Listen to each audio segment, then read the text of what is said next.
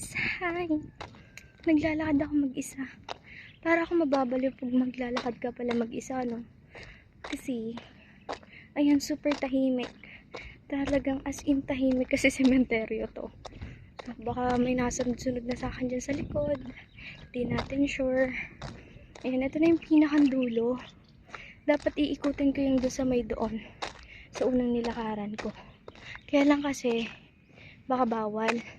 Puro ano doon, yung nakalibing, puro Chinese. Kasi ito, ang pagkakaalam ko, Chinese yata yung may-ari nitong cemetery na to. Napakalawak niya. As in. Tingnan nyo, etong part na to, yan, yung part na yan, wala pang nakalibing dyan. Kasi nga, ang mahal ng,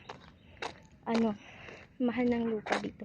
Tapos ito, yung sa gilid ko, yan, mga pabahay na yan.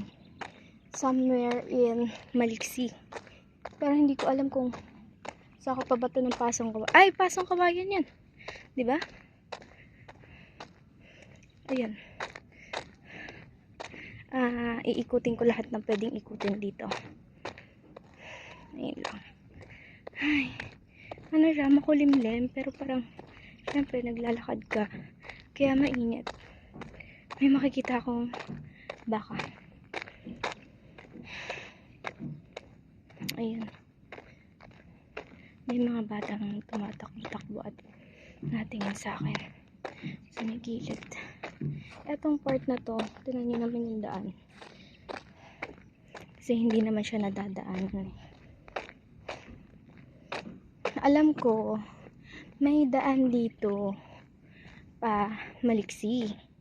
Kaya lang, hindi pa siya na-open. So, ang pagkakaalam ko, pag ang tawag na like na puno na yung part dito yata or doon, i-open na nila. Kasi syempre, kailangan ng permit. Ayan o, napakalapit na lang. Yan na yun.